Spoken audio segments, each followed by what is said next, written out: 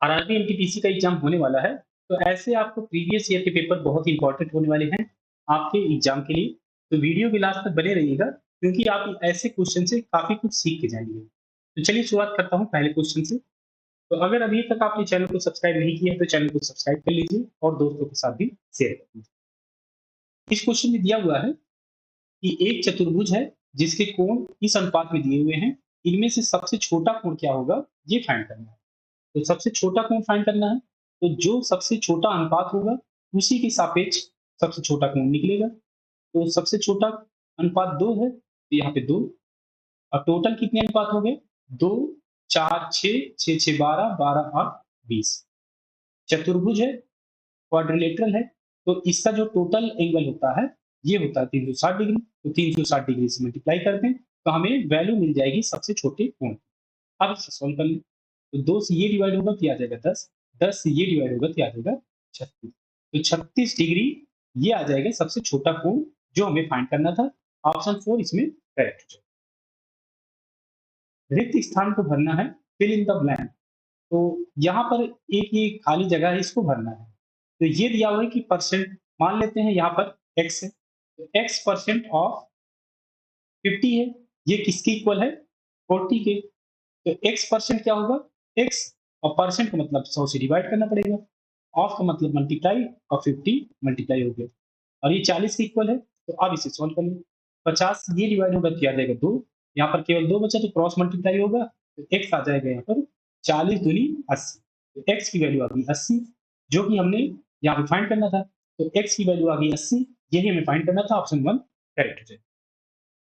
यदि सचिन ने गणित में 70% अंक और विज्ञान में 60% अंक प्राप्त किए हों, या मानते हुए कि दोनों विषयों में अधिकतम अंक समान हैं, सचिन ने दोनों विषयों में कितने प्रतिशत अंक प्राप्त किए ये फाइंड करना है। तो इनका एवरेज हमें फाइंड करना है। एवरेज यहाँ पे निकालना है कि दोनों जो नंबर पाए हुए हैं इनका एवरेज क्या है। तो 70% उसने गणित में, मतलब कि मैथ में उसने मार्क्स मिले हैं, मैथमेटिक्स में, और उसे साइंस में मिले हैं 60% मार्क्स। अगर मान लेते हैं मैक्सिमम मार्क्स जो है, मैक्सिमम मार्क्स जो है 100 है। 100 ही क्यों मान रहे हैं? क्योंकि परसेंट हमको निकालना है, 70 निकालना है और 60 निकालना है। तो 100 की अगर हम 100 का निकालेंगे 70% और 60%, तो आसानी से हम निकाल लेंगे। तो अगर मैक्सिमम मार्क्स 100 है, तो मैथ में कितने नंबर हो जाएंगे? 70, और विज्ञान में हो जाएंगे, साइंस में 60 हो जाएंगे। तो इनका हमें एवरेज निकालना है, तो दोनों जोड़ दें, और 2 नंबर हैं तो 2 से डिवाइड करना पड़ेगा तो एवरेज निकल आएगा। तो 70 और 60 130, 130 बटे 2 ये आ जाएगा 65। तो 65% आ जाएगा इसका एवरेज। जो एवरेज परसेंट होगा ये आ जाएगा 65%। ऑप्शन 2 इसमें करेक्ट।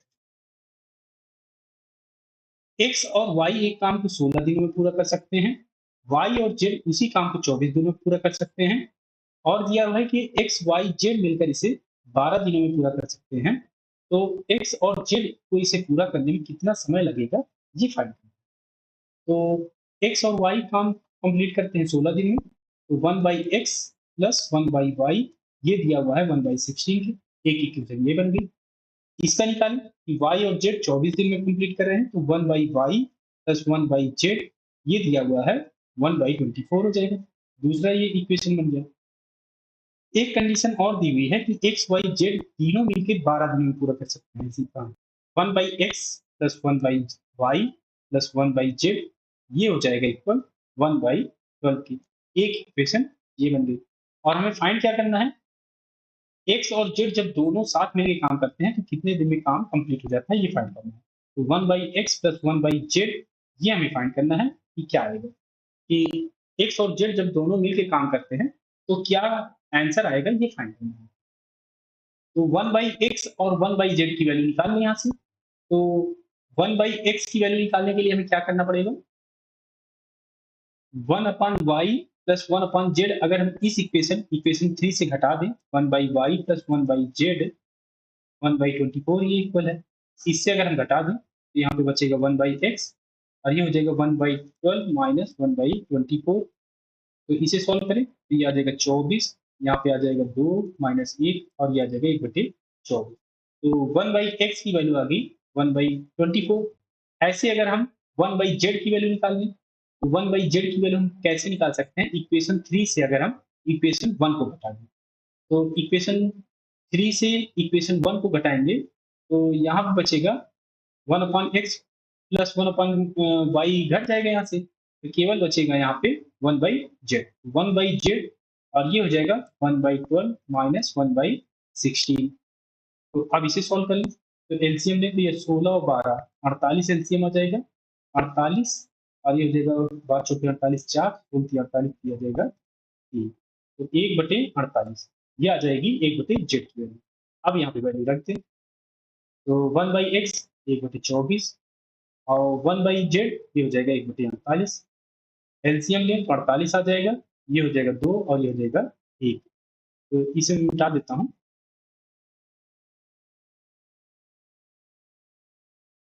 तो ये हो जाएगा 2 और 1 3, 3/48, 3 से ये कटेगा क्या आ जाएगा 16, ये आ जाएगा 1/16। तो 1/x प्लस 1/z की वैल्यू आ गई 1/16, तो 16 डेज में दोनों मिल के x और z काम को कंप्लीट कर लेंगे। ऑप्शन 3 इसमें करेक्ट हो जाएगा। cos theta plus sec theta 2 दिया हुआ है, cos theta plus sec theta, sec theta को अगर हम cos थीटा के रूप में लिखें, ये हो जाएगा 1/cos थीटा इक्वल टू 2। कोई अगर 1x plus 1/x equal to 2 होता है, तो वो हमेशा x की वैल्यू जो होगी वो हमेशा 1 है, x इक्वल टू हमेशा 1 आएगी, तो x क्या है यहाँ पे cos थीटा है, तो cos थीटा क्या आ जाएगा 1 आ जाएगा, और cos थीटा 1 तब होता है जब थीटा 0 डिग्री हो, तो थीटा की वैल्यू 0 डिग्री होगी। हमें इसमें वैल्यू फाइंड करना है इसका, तो साइन की पावर 6 थीटा, तो ये 0 हो जाएगा, थीटा की वैल्यू हम 0 रख दें, प्लस cos की पावर 6 थीटा, ये हो जाएगा 0 डिग्री, साइन 0 0 हो जाता है, तो ये हो जाएगा 0, और cos 0 ये 1 हो जाएगा, 1 की पावर 6 तो 1 आ जाएगा, तो 0 प्लस 1 ये आ जाएगा 1, तो इसकी वैल्यू 1 आ जाएगी, ऑप्शन 2 करेक्ट।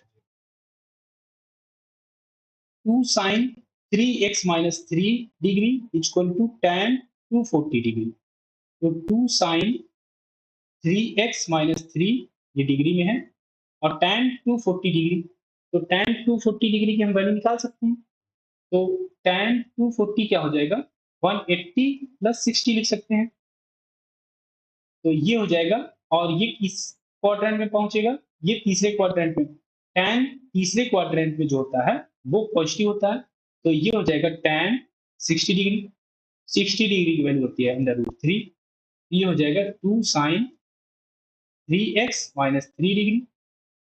अब इसे हम सॉल्व कर सकते हैं, ये हो जाएगा sin 3x माइनस 3 डिग्री और ये √3, तो ये 2 इधर ले आएंगे तो आ जाएगा 2, और साइन की वैल्यू √3/2 कब होती है, जब एंगल 60 डिग्री हो, तो एंगल ये है, तो ये हो जाएगा 3x माइनस 3, ये डिग्री जो होगी ये आ जाएगी 60 डिग्री, तो अब यहाँ से हम वैल्यू निकाल लें, ये हो जाएगा 3x minus 3 degree equal to 60 degree, तो इधर ले आएंगे, ये हो जाएगा 3x और ये हो जाएगा 63 डिग्री, तो x की वैल्यू यहाँ से आ जाएगा 21 डिग्री, 21 डिग्री इसका आंसर आ जाएगा, ऑप्शन 2 करेक्ट हो जाएगा, क्योंकि हमें इसमें x की वैल्यू ए और बी मिलकर एक टैंक को 12 दिनों में खोद सकते हैं, जिसे ए अकेले 24 दिनों में खोद सकता है, तो बी एक दिन में टैंक का कितना हिस्सा खोद सकता है, ये फाइंड करना है।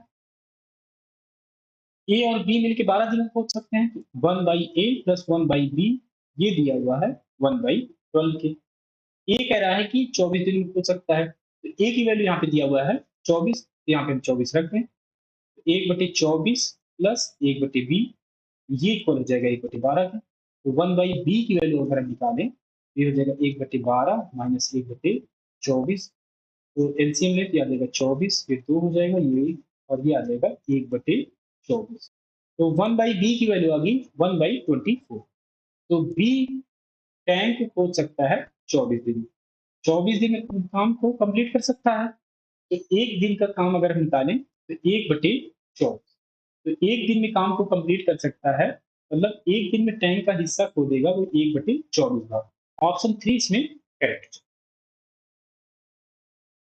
निम्नलिखित को हल करें, ये बार में नंबर दिए हुए हैं, 0.5 का बार, तो 5 का बार है तो ये हो जाएगा 5/9, एक नंबर के ऊपर बार है तो नंबर और उतने ही नंबर के 9 से डिवाइड करना है। तो 6 का बार है तो ये आ जाएगा 6/9, ऐसे ही 7/9 हो जाएगा और ऐसे ही हो जाएगा 8/9। अब सभी के हर समान है, डिनोमिनेटर सेम है, तो सभी के अंश जुड़ जाएंगे। तो जोड़ दें तो 5 6 5 11, 11 7 18, 18 और 8 26, 26/9। तो इसको अगर हम मिश्रित भिन्न में लिखें, ये हो जाएगा 9 दूनी 18 और ये बचा 8, 8/9। तो सही 8/9 इसका आंसर आ जाएगा, ऑप्शन 3 करेक्ट। दो संख्याओं का योग 75 है, उनके वर्गों का अंतर 300 है। दोनों संख्याओं के बीच का अंतर ज्ञात कीजिए कि क्या है। तो संख्याएं संख्याएं मान लेते हैं x और y है, तो योग 75 दिया हुआ है, तो इनका जो सम दिया हुआ है ये है x प्लस वाई की वैल्यू आ जाएगी 75 और उनके वर्गों का अंतर डिफरेंस ऑफ स्क्वायर दिया हुआ 300, तो x square minus y square ये दिया हुआ है 300। तो x प्लस वाई की वैल्यू पता है हमें, और x square minus y square होता है x minus y into x plus y, और ये 300 है। x प्लस वाई की वैल्यू यहाँ पे रख दें, ये हो जाएगा x माइनस वाई इंटू ये हो जाएगा 75 और ये है 300 के इक्वल। 75 से इसे डिवाइड करें तो याद होगा 4, तो x माइनस वाई की वैल्यू आ जाएगी 4। और यही इसमें फाइंड करना था कि दोनों संख्याओं के बीच का अंतर, तो ये आ गया 4, ऑप्शन 4 इसमें करेक्ट। ये एक नंबर दिया हुआ है, इसमें 9 और 3 के अंकित मानों का अंतर ज्ञात कीजिए कि क्या है। तो इसमें आपको ध्यान रखना है कि फेस वैल्यू का अंतर निकालना है। फेस वैल्यू क्या होती है कि जैसे 9 और 3, 9 का जो फेस वैल्यू होगी वो कहीं भी रहे, चाहे यहाँ पे रहे, चाहे यहाँ पे रहे, यहाँ पे रहे, यहाँ पर रहे, कहीं भी रहे, उसकी जो फेस वैल्यू होती है, जिसका अंकित मान होता है, वो हमेशा वही मान होता है जो उसका मान एक्चुअल होता है। जैसे 9 का निकालना है तो 9 का अंकित मान 9 ही होगा हमेशा, कहीं भी रहे अंकित मान। और 3 के लिए भी ऐसी है, तो अंतर निकालना है तो 9 में से 3 जाएगा, ये आ जाएगा 6। तो इसका जो अंकित मान का अंतर आ जाएगा, ये आ जाएगा 6, ऑप्शन 2 इसमें करेक्ट हो जाएगा। जल्दबाजी में क्या होता है कि फेस वैल्यू की जगह प्लेस वैल्यू की वैल्यू हम निकाल के आंसर निकाल लेते हैं, जो कि अगर आप प्लेस वैल्यू की निकालेंगे तो ये आंसर आएगा, लेकिन ये आंसर इनकरेक्ट। आपसे यहाँ पे पूछा गया है फेस वैल्यू। दो सह अभाज्य संख्याओं का गुणनफल 119 है, उसका एलसीएम क्या होना चाहिए ये फाइंड करना है। सहअभाज्य संख्या यह है कि को प्राइम नंबर्स वो नंबर्स होती हैं जिनमें कोई भी कॉमन नंबर नहीं होता है। तो कॉमन नंबर नहीं होगा तो उसका जो गुणनफल होगा वही उसका एलसीएम भी होगा। तो जो सहअभाज्य संख्याएं होंगी वही उसका गुणनफल होगा और वही उसका एलसीएम होगा। तो एलसीएम ये किसके इक्वल हो जाएगा, उसके गुणनफल के, या कहें प्रोडक्ट। तो प्रोडक्ट है 119 तो ये आ जाएगा 119, तो एलसीएम भी आ जाएगा इसका 119। अगर यहीं पर आपसे एचसीएफ पूछा जाता तो एचसीएफ होता 1, क्योंकि कोई भी कॉमन फैक्टर नहीं होता, तो एचसीएफ हमेशा 1 है। तो इसमें ऑप्शन 4 करेक्ट। ये एक कंडीशन दी हुई है और इसमें फाइंड करना है tan 30 थीटा का मान क्या होगा, ये फाइंड करना है। तो थीटा की वैल्यू हम कैसे निकाल सकते हैं, तो tan 3 थीटा इक्वल टू कर दें, ये हो जाएगा 1/tan 6 थीटा। तो अगर हम इसे इनवर्स में ले जाएं ये हो जाएगा cot 6 थीटा। तो इसकी वैल्यू हम तभी निकाल सकते हैं जब इधर भी इसका tan थीटा के रूप में हो। तो इसे हम कैसे लिख सकते हैं, tan 3 थीटा और cot 6 थीटा को हम क्या लिख सकते हैं tan में बदलने के लिए, तो इसे हमें लिखना पड़ेगा 90 माइनस 6 थीटा। तो अब tan दोनों तरफ इक्वल है तो इनके एंगल जो होंगे वो आपस में इक्वल हो जाएंगे। तो 3 थीटा ये इक्वल हो जाएगा 90 माइनस 6 थीटा के। तो ये हो जाएगा इधर आएगा, तो 3 और 6 9, 9 थीटा ये इक्वल हो जाएगा 90 के। तो 9 से ये कटेगा तो आ जाएगा 10। तो थीटा की वैल्यू आ जाएगी 10 डिग्री। तो 10 डिग्री आ गई और इसमें हमें वैल्यू क्या चाहिए, tan 30 थीटा की। 30 ये 0 है, तो ये हो जाएगा थीटा की वैल्यू 10 डिग्री है, तो tan 300 डिग्री की वैल्यू चाहिए। tan 300 डिग्री की वैल्यू क्या हो जाएगी, ये हो जाएगी 360 डिग्री माइनस 60 डिग्री, और ये चौथे कोऑर्डिनेट में पहुंच गया है, तो ये हो जाएगा माइनस tan 60 डिग्री। और 60 डिग्री की वैल्यू क्या होती है, √3, ये माइनस है तो माइनस √3 ये इसकी वैल्यू आ जाएगी, ऑप्शन 3 इसमें करेक्ट। नीचे दिए गए 4 विकल्पों में से एक समबाहु त्रिभुज के क्षेत्रफल के सबसे निकट होगा जिसकी प्रत्येक भुजा 10 मीटर लंबी है। इक्विलेटरल ट्राइंगल है, तो इसका फार्मूला होता है एरिया का, ये होता है √3/4 ए स्क्वायर। ए क्या है? ये है भुजा। अब यहाँ वैल्यू रखते हैं, तो √3/4 और ए भुजा, भुजा 10 मीटर है, तो 10 का स्क्वायर ही हो जाएगा 100। 4 से ये डिवाइड होगा, क्या आ जाएगा 25। तो √3 की वैल्यू 1.732। यहाँ पर निकट वैल्यू पूछी गई है, तो निकट वैल्यू के लिए हम लास्ट का एक डिजिट इग्नोर भी कर सकते हैं, क्योंकि हमें मल्टीप्लाई करना है तो आसानी से हम मल्टीप्लाई कर लें। तो 25 या 75, 7, 25 सत्ते 175, 7 82, ये हो गया 18, 25 एकम 25, 25 और 18 ये हो जाएगा 43। तो 43.85, 43.85 ये लगभग है इसके ऑप्शन 2 के करीब, तो यही ऑप्शन 2 करेक्ट। साधारण ब्याज की किस प्रतिशत की दर से कोई धनराशि 12 वर्षों में दोगुनी हो जाएगी, ये फाइंड। तो 12 वर्षों में दोगुनी हो रही है, तो टाइम दिया हुआ है 12 साल। और कोई धनराशि दोगुनी हो रही है, तो दोगुनी कब होगी?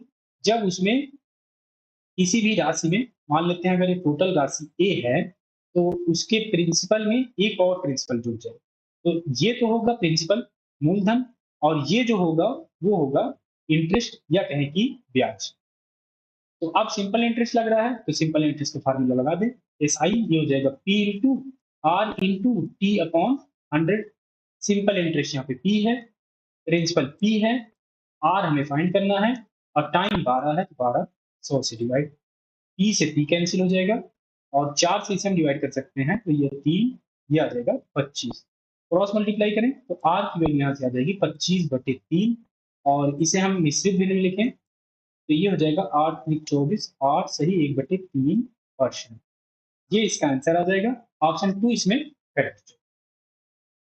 एक लड़के ने 3 रुपए में 15 टॉफियों की दर से कुछ टॉफियां खरीदी, खरीदी जा रही है, तो कॉस्ट प्राइस, कॉस्ट प्राइस क्या आ जाएगा?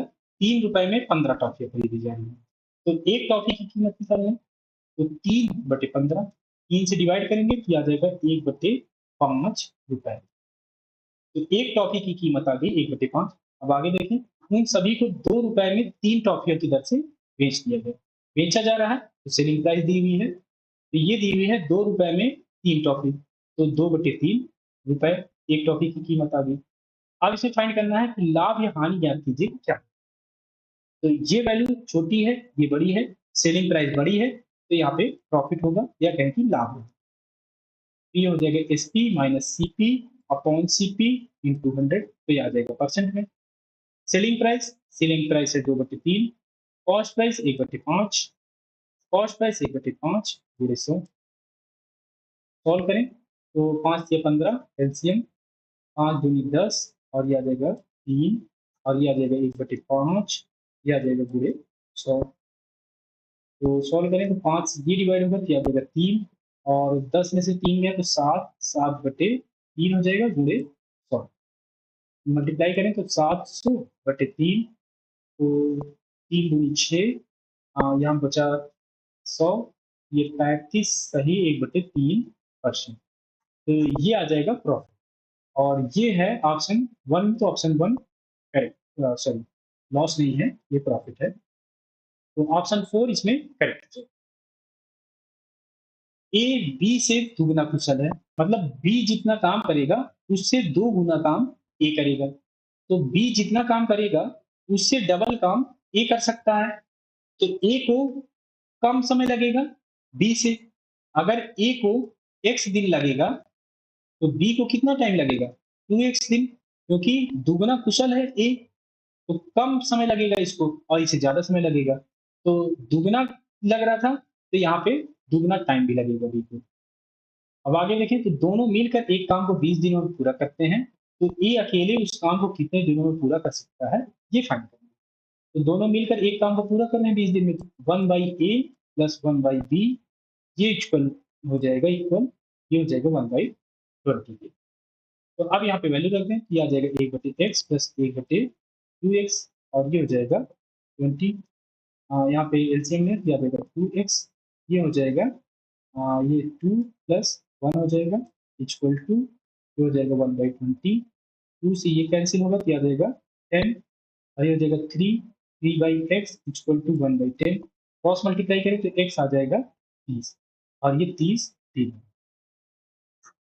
ए का ये हमें फाइंड करना था, जो कि हमने मान रखा था कि x दिन में काम कंप्लीट करेगा, ये आ गया 30 डेज, ऑप्शन 3 करेक्ट। वह सबसे छोटी संख्या ज्ञात कीजिए जो 7, 14, 28, 35 और 42 से पूर्णतः विभाज्य हो। तो यहाँ पे हमें निकालना पड़ेगा एलसीएम, 7, 14, 28, 35 और 42। तो पहले 2 से डिवाइड करें तो 7, ये हो जाएगा 7, ये हो जाएगा 14, ये 35 हो जाएगा, ये हो जाएगा 21। फिर 2 से डिवाइड करेंगे, ये 7, फिर 7, ये 7 हो जाएगा, ये 35 हो जाएगा, ये 21 हो जाएगा। आप 3 से डिवाइड कर सकते हैं, तो ये 7, 7, 7, ये हो जाएगा 35 ही रहेगा, ये हो जाएगा 7। अब 5 से डिवाइड करें हम, तो ये हो जाएगा 7, 7, 7, 5 से डिवाइड होगा तो ये भी 7, ये भी 7। तो अब 7 से करेंगे तो सभी नंबर कट जाएंगे। तो अब यहाँ से एलसीएम आ जाएगा 2 दूनी 4, 4 तेई 12, 12 पंचे 60 और 6 सत्ते 42, 420। तो एलसीएम आ गया 420। यही जो होगी सबसे छोटी संख्या होगी जो इन सभी नंबर से डिवाइड होगी। ऑप्शन 4 इसमें करेक्ट। यदि ए का वेतन बी से 25% अधिक है तो बी का वेतन ए से कितने प्रतिशत कम होगा, ये फाइंड करें। तो इसका डायरेक्ट फार्मूला होता है, जितना ज्यादा होता है पहले उसे लिखेंगे, फिर इसे डिवाइड करते हैं 100 प्लस जितना ज्यादा होता है, तो 25, और ये 100 से मल्टीप्लाई कर देंगे तो ये आ जाएगा परसेंट में, तो ये आ जाएगा कि इतने परसेंट कम होगा। तो अब इसे सॉल्व कर लें, ये हो जाएगा 25, 125, 125 गुणे 100, ये आ जाएगा परसेंट में। 25 से ये डिवाइड होगा तो 5, 5 से ये डिवाइड होगा तो ये आ जाएगा 20, तो ये हो जाएगा 20%। तो 20% बी का वेतन जो होगा ए से कम होगा। तो ऑप्शन 1 इसमें करेक्ट हो जाएगा। लकड़ी के एक लट्ठों के 3 टुकड़े हैं जिनकी लंबाई 48 मीटर, 56 मीटर और 72 मीटर है। अधिकतम संभावित लंबाई क्या है जिससे इन्हें पूरी तरह से मापा जा सके। तो तीनों को मापा जा रहा है, तो इसमें हमें निकालना पड़ेगा एचसीएफ। एचसीएफ निकालना पड़ेगा 48, 56 और 72 का। डिवीजन मेथड से लगा लें इसे, तो पहले 2 नंबर ले लें, 48 और 56 ले लें। तो 48 से डिवाइड करें छोटे नंबर से बड़े नंबर को, तो 48 का 48, ये आ जाएगा 8, 8 बचा, तो अब 8 से हम डिवाइड करेंगे 48 को, तो 8 से 48, ये आ जाएगा 48, ये आ जाएगा 0। तो इससे डिवाइड हो रहा है, तो 48 और 56 का जो एचसीएफ आया वो आ गया 8। तो 8 से अगर हम 72 को डिवाइड कर लें और ये डिवाइड हो जाएगा, तो ये कंबाइंड जो होगा एचसीएफ ये सब निकाल जाएगा। तो 8 9 72, तो ये 72 को भी डिवाइड कर दिया 8 में, तो यही जो 8 होगा यही इन तीनों नंबर्स का एचसीएफ आ जाएगा। तो ये जो माप होगी, जो 8 मीटर की माप होगी, इसी से तीनों जो टुकड़े होंगे लट्ठों के, लकड़ी के लट्ठों के, इससे मापा जा सकता है। तो ऑप्शन 3 इसमें करेक्ट। साइन थीटा की वैल्यू यहाँ पे दी हुई है, साइन थीटा ये दी हुई है 5/13। थीटा एक धनात्मक न्यून कोण है, न्यून कोण दिया गया है, तो मान क्या होगा, ये मान हमें फाइंड करना है इसमें कि क्या होगा। तो साइन थीटा हमें पता है, एक ट्रायंगल ड्रा कर लें,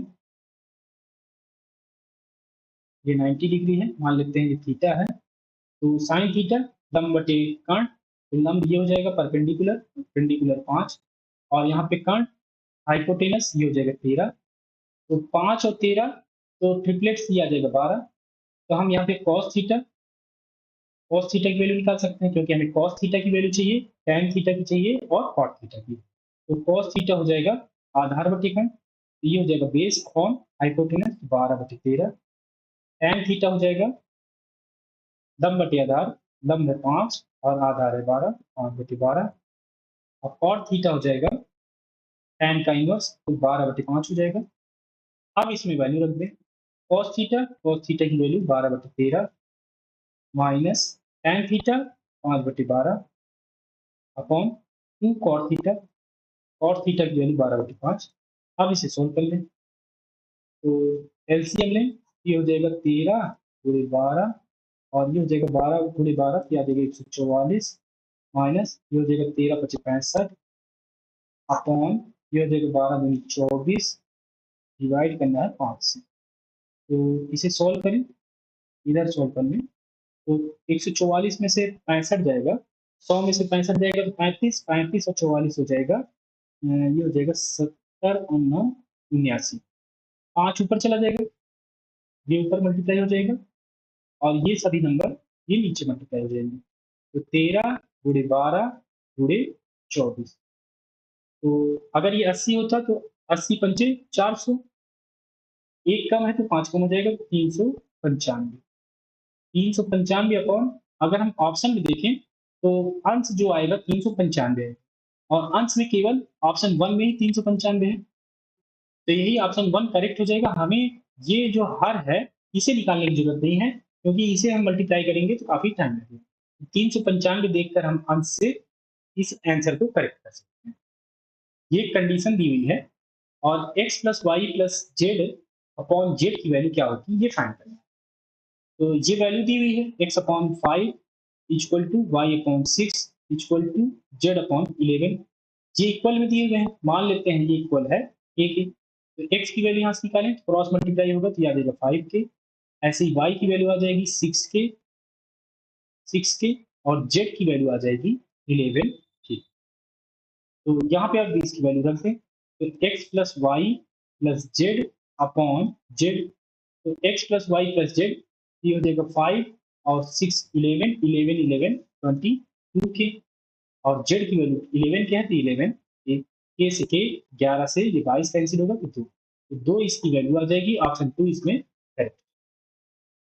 चार क्रमागत सम संख्याओं का योग 484 है, सबसे छोटी संख्या क्या होगी ये फाइंड करना है।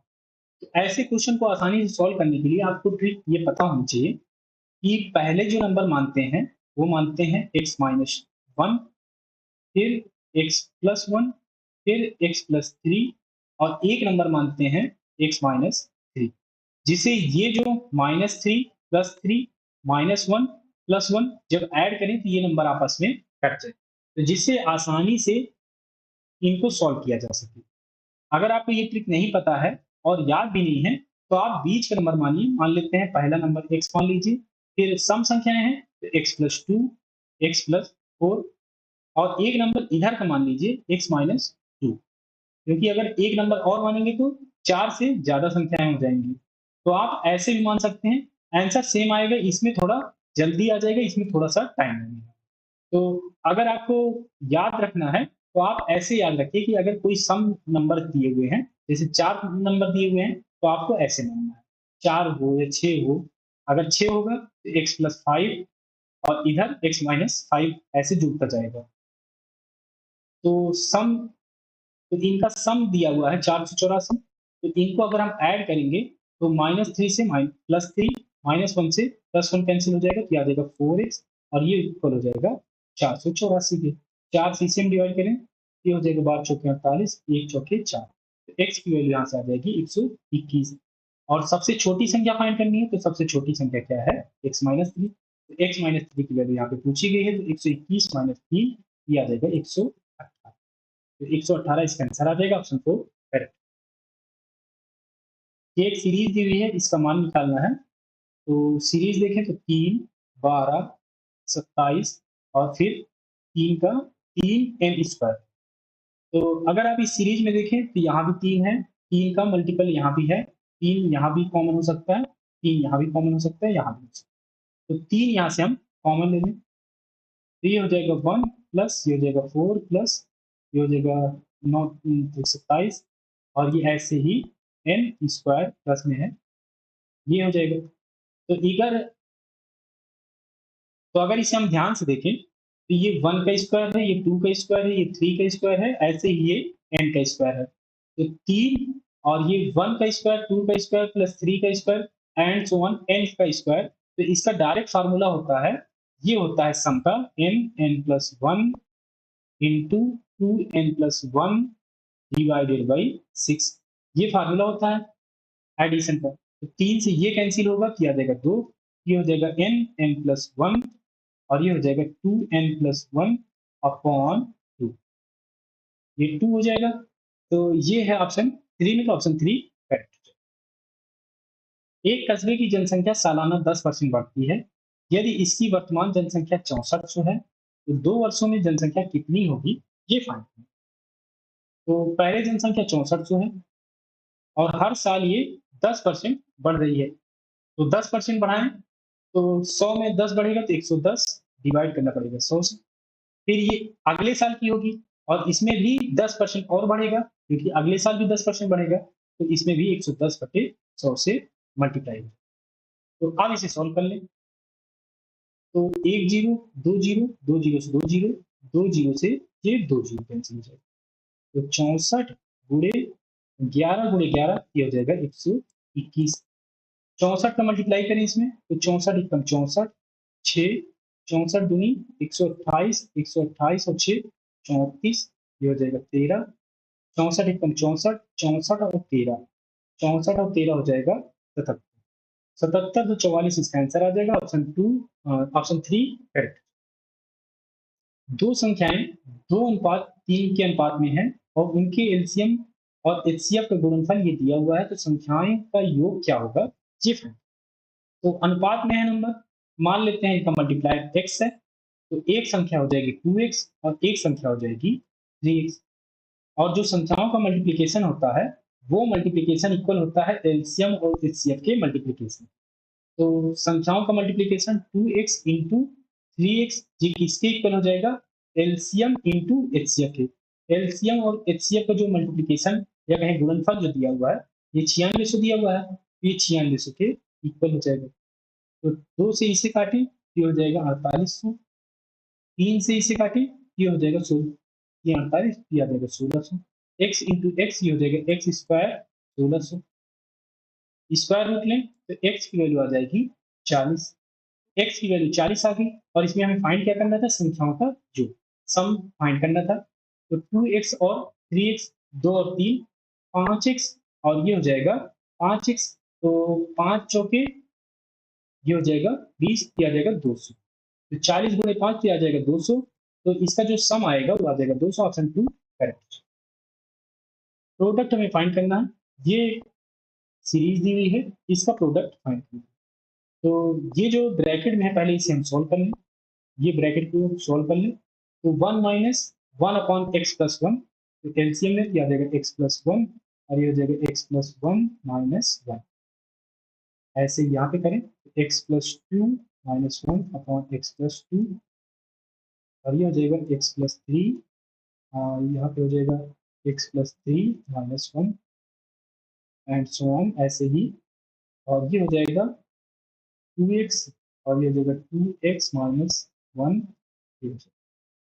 तो इसे सॉल्व करें तो एक से एक कैंसिल हो जाएगा, तो यह जाएगा एक्स अपॉन एक्स प्लस 1, ये ब्रैकेट में यहाँ पे घटेगा तो x plus 1 upon x plus 2, ऐसे ही यहाँ पे x plus 2 upon x plus 3 और एंड से एंड सो ऑन करके ये हो जाएगा 2x माइनस 1 अपॉन 2x। अब यहाँ पे देखें तो x प्लस 1 से x प्लस 1 कैंसिल हो जाएगा, x प्लस 2 से x प्लस 2 कैंसिल हो जाएगा। ऐसे ही ये जो हर होगा अगले वाले अंश से कैंसिल हो जाएगा। ऐसे ही ये जो यहाँ का जो लास्ट वाला हर होगा, यहाँ पे जो हर होगा उससे ये अंश जो है ये कैंसिल हो जाएगा, तो केवल नंबर बचेगा ये वाला और ये वाला। तो ये हो जाएगा x अपॉन, क्योंकि ये x है अंश में और ये है हर में 2x, तो हो जाएगा x अपॉन 2x। तो x से x कैंसिल हो जाएगा तो आ जाएगा 1/2, 1/2 इसका आंसर आ जाएगा, ऑप्शन 2 करेक्ट।